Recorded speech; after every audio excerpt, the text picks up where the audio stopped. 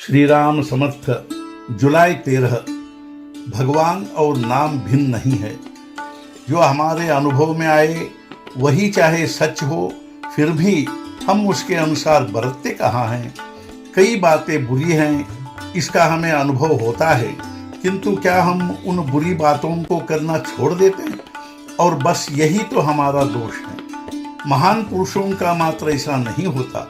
उन्हें जो अनुभव आए उनको उन्होंने आचरण में उतार कर दिखाया है, और इसलिए वे संत पद तक पहुँचे।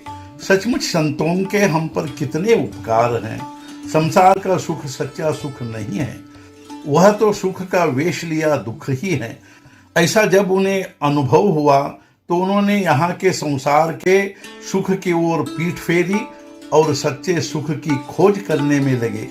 ऐसा उन्हें ज्ञात हुआ कि परमेश्वर प्राप्ति में ही सच्चा सुख है, और उस प्राप्ति का सरल साधन उनकी समझ में आया, ईश्वर का नाम।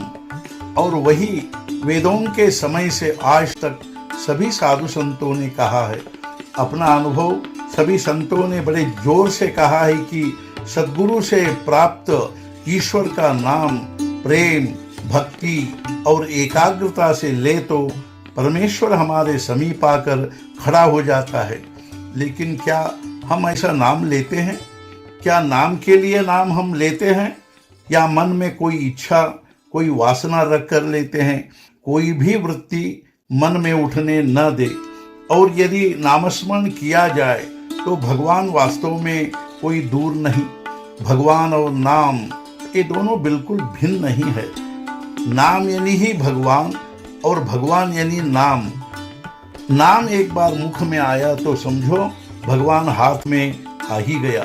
लड़के पतंग उड़ाते हैं, कोई कोई पतंग आकाश में इतना ऊंचा चला जाता है कि दिखाई तक नहीं देता। फिर भी पतंग उड़ाने वाला कहता है कि पतंग मेरे हाथ में है, क्योंकि पतंग की डोर उसके हाथ में होती है। तो जब तक नामस्मरण की डोर हमारे हाथ में है, तब तक परमेश्वर हमारे हाथ में है। वह डोर छूट गई कि परमेश्वर हमारे हाथ से छूट गया। हमारे नामस्मरण के लिए एक बात की अत्यंत आवश्यकता है। जब तक परमेश्वर के बिना हमारे जीवन में एक क्षण भी आगे बढ़ना संभव नहीं, ऐसा नहीं लगता, तब तक हमारा नामस्मरण सच्चा नामस्मरण नहीं होता।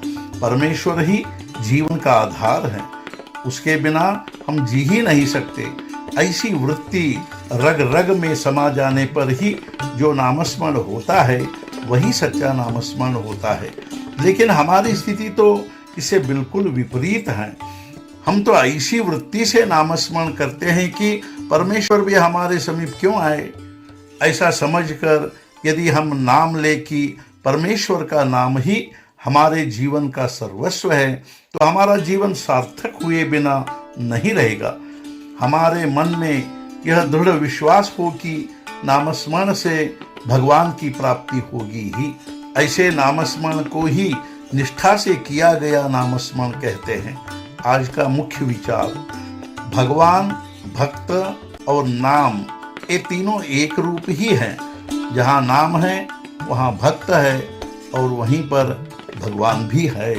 सद्गुरुनाथ महाराज की जय। जय जय रघुवीर समर्थ।